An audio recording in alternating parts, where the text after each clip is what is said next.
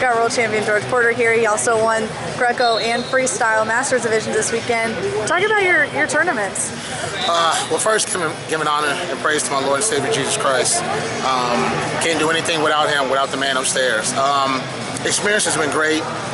Coming off of Poland last year at the World Championships, wanted to see where I am, wanted to see what things I needed to work on. So that's the reason why I came here, did both styles, and I felt pretty good. Conditioning felt good. I think that made the difference in my matches was my conditioning. The level of competition was good. It was very, very high level. Guys were getting after it, and nothing came easy. Don't excuse me. Don't think that the scores were indication of I was able to dominate and everything. Nothing came easy at all. But being able to put up the scores like you did over the past 2 days, how does that make you feel? It makes me feel like I'm on track for the next World Championships. I live in South Florida, and wrestling's not real big down there, but I met a man named Steve Mako, who he and Muhammad Lawal have really changed my life, and I can't thank those two enough, as well as the entire ATT American Top Team family. So you're playing on World Championships this year? Yes. Both styles? Right now, yes, but that might change. Okay. Yeah. So what were some key things you took away from this tournament that will help you moving forward? Definitely the hand fighting, the positioning, scoring. Definitely scoring points, putting pressure on your opponent. Also that helps to kind of get the referees on your side a little bit, like, hey, this person's being active and everything. Just being mentally ready and mentally focused is something that just throughout life, no matter how many titles you've won, no matter how many matches you've wrestled, you have to be mentally focused and mentally attuned to yourself.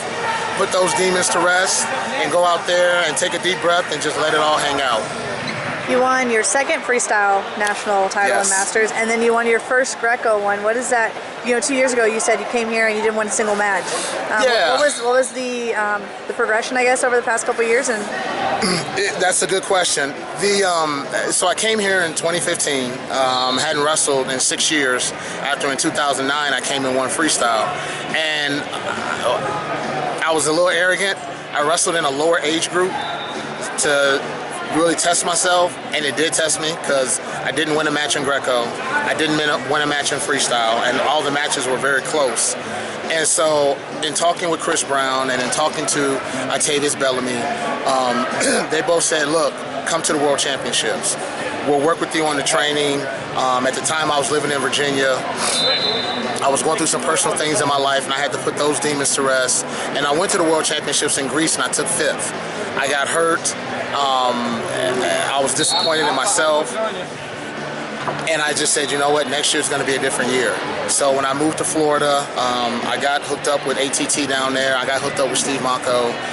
The training went just superb. My body got fitter, lower body fat, more muscle, more confidence. You get around folks that push you hard every day.